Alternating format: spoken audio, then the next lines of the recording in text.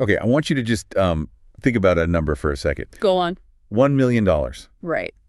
The classic milestone, the gold standard for, true financial security. Exactly. Now imagine you've reached it. You have that $1 million and it's liquid. It's not tied up in your house or your retirement accounts.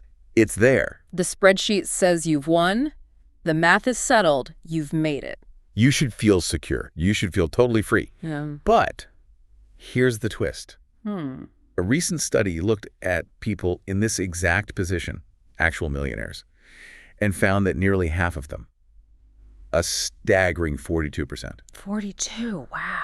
They still don't feel wealthy. Yeah. In fact, they feel poor. They feel anxious. They live with this constant fear that it's all going to disappear tomorrow. It's the ultimate paradox, isn't it? I mean, you've built this fortress of resources, but mentally you're still living in a state of absolute scarcity. Which brings us to the real question. How is that even possible? How can you hold all this tangible proof of success and still be mentally trapped? What is this? This invisible trap that keeps us all glued to the financial treadmill. It's like a kind of psychological gravity, It ensures that no number, not 1 million, not 5, not 10, will ever actually feel like enough. We're just chasing a finish line that keeps moving. So that's what we're dissecting today. This isn't about how to get rich. We're going to be examining how to psychologically stop feeling poor once you've actually achieved some stability. Yeah, this is about turning that financial independence into genuine well-being. Welcome to Project Fire.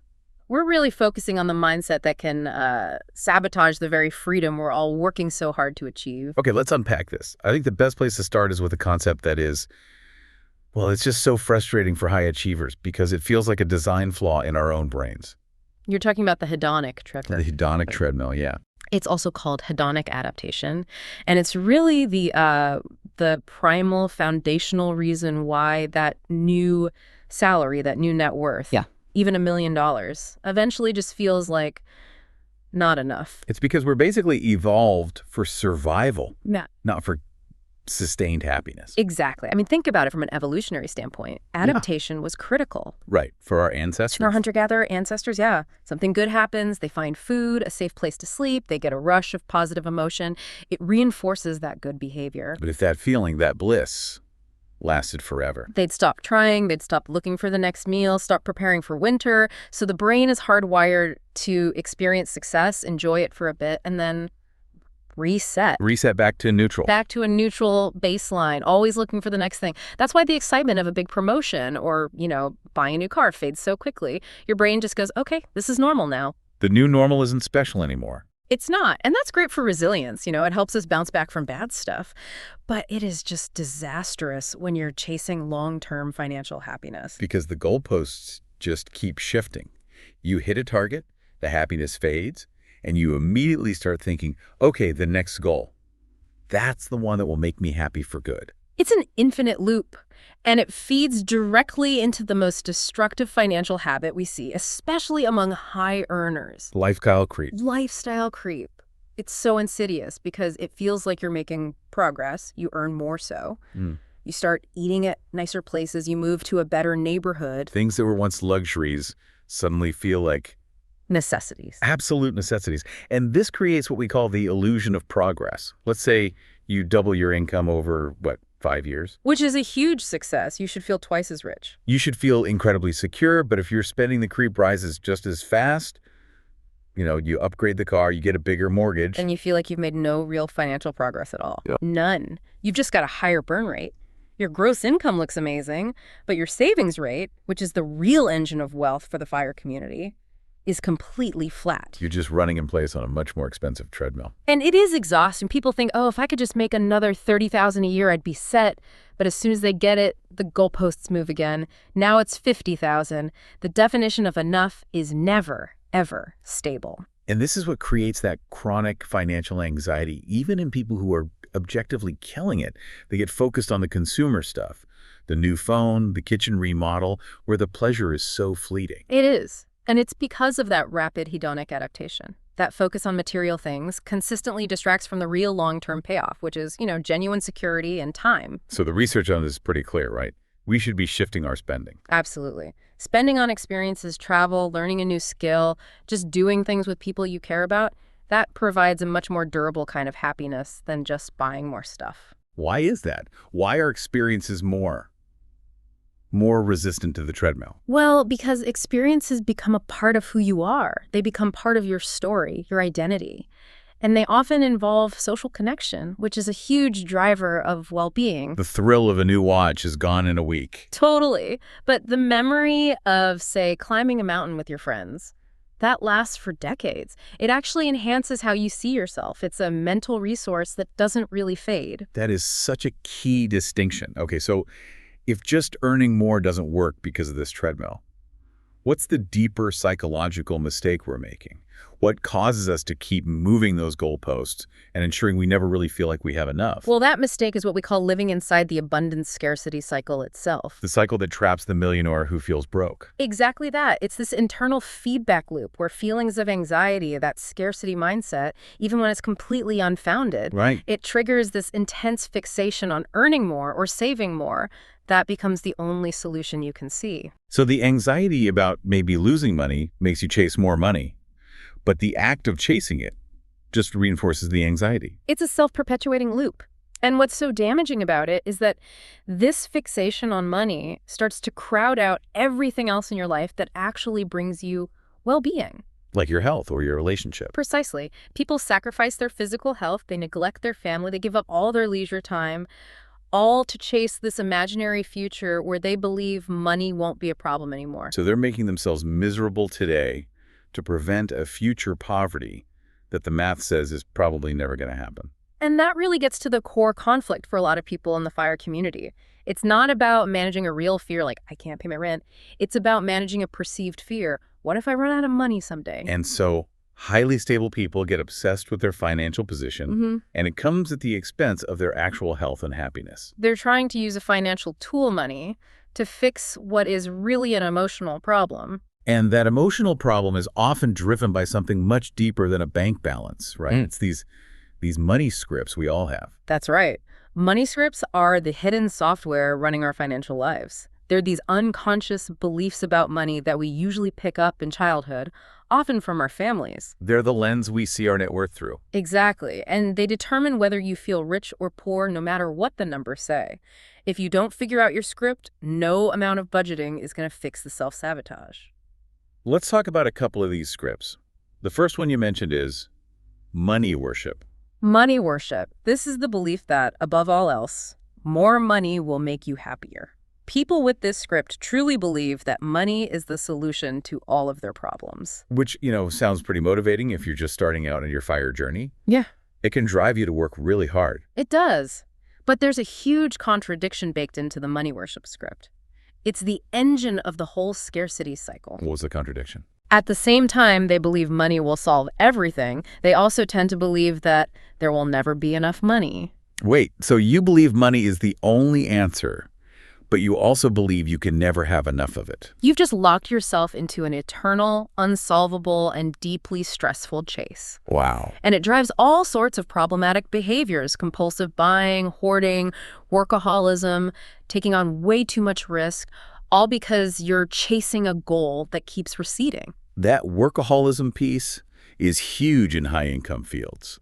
That feeling that the next deal, the next promotion, that's the one that will finally bring the happiness money promises. Even though we know from the hedonic treadmill that the happiness will be gone almost instantly. Okay, so that's money worship. What's the second script that's really relevant here, especially for the FIRE crowd? The second one is money vigilance. Money vigilance. That sounds like a good thing. Like being disciplined and careful. And on the surface it is. The people with this script are incredible savers. Their beliefs are things like money should be saved, not spent. You have to save for a rainy day. And it's extravagant to spend money on yourself. That sounds like the FIRE handbook. This discipline is what lets people retire early. So where's the trap? The trap is the chronic, crushing anxiety and the relentless pessimism that comes with it. Money vigilance means you're constantly worrying about your finances, always expecting the worst, even when you have more than enough money. So they hit their $1 million number, but they're too worried about some hypothetical disaster 10 years from now to actually enjoy the freedom they've already bought. Exactly. They just keep working, just in case. They sacrifice their well-being today for a future that's mathematically secure but completely emotionally out of reach. Their script forces them to live in a perceived fear, not a real one. And sometimes this accumulated money becomes a kind of a scapegoat, right? For other problems in life. Absolutely. People throw money at psychological problems to avoid feeling shame or facing the truth. Think about using retail therapy to justify working a job you absolutely hate. The big salary becomes a shield. It's a distraction from the real unmet needs for purpose, for connection, for just slowing down. Right. They think the final number on the spreadsheet will somehow make up for decades of misery, which of course it never does. Security isn't just a number in an account. It's your health, your relationships, things that are so easy to neglect when you're obsessed with a number. Okay, it's really clear how stressful this all is. But it has to be more than just a bad feeling. What is the actual tangible toll that all this financial anxiety takes on our ability to make decisions? Yeah. On our intelligence even? This is where the research gets, well, frankly, it gets pretty terrifying. We have to understand that scarcity isn't just about not having enough money. It's about a severe deficit of cognitive resources. You mean like attention and memory? Attention, working memory, fluid intelligence. Scarcity isn't just making your life harder, it's actively eating up your brain's bandwidth. How do they even measure that? Well, there's a fascinating set of studies. Researchers brought in participants, some low income, some high income, and had them do standard cognitive tests like Raven's matrices, which measure abstract reasoning. Okay. But before the test, they were put into two groups. The easy group was asked to think about a small, manageable financial problem. And the hard group? The hard group had to think about a really difficult, costly financial issue, something that would require major sacrifices. And they were just thinking about it. It wasn't actually happening to them. Just thinking about it. And what they found was that simply contemplating that difficult financial problem significantly impaired cognitive function, but only for the low-income participants. The high-income group was fine. Largely unaffected. They had the financial cushion, so it was more of a hypothetical exercise. For the low-income group, it felt real and immediate. So how big was the impairment? I mean, can you put a number on it? They did. The impairment was equivalent to a loss of 10 IQ points. 10. Full Yeah. 10 IQ points. Yeah. I mean, that's the difference between functioning normally and being significantly impaired. It's massive. And it's terrifying because it shows that the stress from worrying about money literally makes you less intelligent in that moment. It pushes you to make worse decisions. That's the vicious cycle right there. It's not that poor decisions cause poverty. It's that the chronic stress of scarcity causes the cognitive impairment, which then leads to the poor decision. Exactly. It's a neurological feedback loop. Scarcity hijacks all your mental resources for the immediate problem, which makes you worse at everything else, like planning or impulse control, which then just makes the scarcity deeper. That is just, it's staggering to think about. Yeah. That the worry itself is making the problem worse. You know, we're going to dig even deeper into how this plays out in a second, but if you're finding this as eye-opening as I am, maybe this is a good moment to, hit that subscribe button and the bell icon so you don't miss where we go next with this. It really helps us keep these conversations going. Absolutely. And we've got a lot more to unpack on how to actually fight back against this cognitive drain. Okay, so this cycle leads to what you called myopic decisions, short-sightedness. Extreme short-sightedness, yeah. The immediate need completely overrides any sense of long-term logic. Is there a good example of that from the research? Yeah, in one simulation, participants were given either a large or a small budget of, let's say, game points. The poor participants, the ones with the small budget, were constantly given the option to borrow points from future rounds. Okay, but there's a catch. A huge catch, a steep 100% interest rate. If you borrow 3 points now, you owe 6 in the next round. Logically, that's a disaster. You'd never do it. You'd think so. But the feeling of scarcity was so intense that the poor participants were overwhelmingly more likely to borrow at that terrible rate. The immediate need just blinded them to the long-term cost. Their focus on the right now just completely erased the later. It did. Yeah. And this intense focus on the immediate problem also causes another effect. We call it tunneling. Tunneling. Yeah, your attention tunnels onto the one urgent thing, the Right. price tag, the bill you can't pay, and you become blind to everything else in your peripheral vision, even things that could help you. Okay, walk me through the experiment on that one. So researchers used eye tracking technology. They had people order from a hypothetical menu, and they were given either a big budget or a small budget. The small budget group is under a lot of pressure. Intense pressure. And the eye tracking data was so clear, the poor participants spent way more time staring at the prices on the menu. Their attention was just fixated on the cost. They were tunneling. Okay, but what did they miss? while they were staring at the prices? Well, their brains were so consumed with the cost that they spent less time looking at everything else, the names of the dishes, the ingredients, and here's the kicker. Yeah. They spent measurably less time looking at an 18% discount that was offered at the bottom of the menu. No way.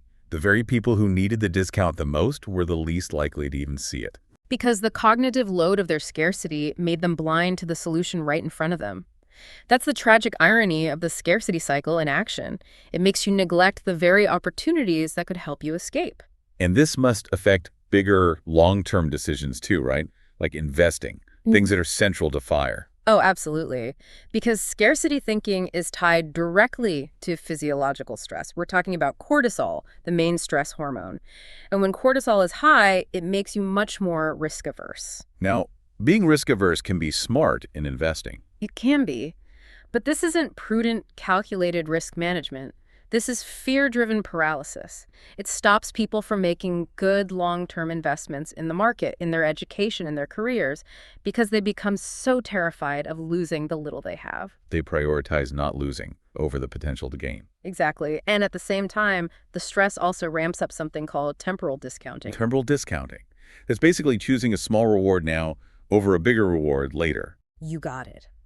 The brain under stress shifts away from patient long-term thinking and toward immediate gratification. The future feels so uncertain that the reward right now feels much more valuable. Which is the exact opposite of the entire FIRE philosophy. The whole premise is delayed gratification. It's the ultimate internal battle. Your logical brain is trying to save for the future, but the stress from your money-vigilant script is screaming at you to consume now, to get that little hit of relief from retail therapy, even if you know it's sabotaging your ultimate goal of freedom. Okay. We have laid out the trap in pretty grim detail. The treadmill, the scripts, the cognitive cost. So now we have to talk about the antidote. If the goal isn't just a number, but real well-being, how do we actually break free? The antidote is, well, it's simple to say, but hard to do. It's intentionality over accumulation. Meaning, stop chasing the number and start building a healthier relationship with money. A relationship that leads to ease and joy, not constant anxiety. And the very first step, the non-negotiable first step, is defining enough. You can't win a game if the finish line keeps moving. You can't. You have to actively sit down and define what enough means for your life. Not based on your neighbor or some billionaire you see on TV. That's the billionaire benchmark problem. Of course, the millionaire feels poor if they're only comparing themselves to the ultra-rich. And there's actual research that gives us some guideposts here, isn't there? There is. A big study found that for day-to-day emotional well-being, happiness, less stress, the benefits of more income start to level off at around $75,000 a year. $75,000. Yeah. And what about overall life satisfaction? That plateaus a little higher, around $95,000. After that, the law of diminishing returns just kicks in hard. More money often just brings more complexity and more stress, not more happiness. So for a lot of high earners caught in this cycle, they're already way past that point. They've already passed the peak psychological benefit. Their challenge isn't earning more. It's mentally accepting that they already have enough to start living a life of meaning instead of just hustling. Okay, let's talk practical strategies. These hedonic speed limits to fight back against lifestyle creep. Right. Because the adaptation is automatic, the intervention has to be deliberate and automatic too. You have to break the link between more income and more spending money. So when you get a raise, you pretend it never happened. You basically make it invisible. Set a rule, like 50% of every raise gets saved automatically. The best way is to have it moved into your investment accounts before you even see it in your checking account. It's a firewall against the treadmill. It is. It forces that extra money to build long-term security, which provides that lasting peace of mind that quiets the anxious money scoops. And we talked about spending on experiences, but you also mentioned the most powerful thing to spend on is time. Buying back your time. It's the core of FIRE, really. Research shows that people who spend money to free up time hiring a cleaner, using a meal service, even just working fewer hours, are significantly happier than people who just buy more stuff. It's a direct countermeasure to the treadmill. And it fights the cognitive drain we talked about. If you're less stressed about household chores, you have more mental bandwidth to make good decisions. You're literally buying back cognitive resources. Okay, so what about the deep mental shift? How do we start to rewrite those money scripts? Two of the most powerful tools are gratitude and purpose. Financial gratitude, how does that work? It's the manual override for the hedonic treadmill. Since your brain wants to normalize your current success and take it for granted, you have to actively fight that. So you consciously remind yourself of how far you've come. Exactly. Keep a journal.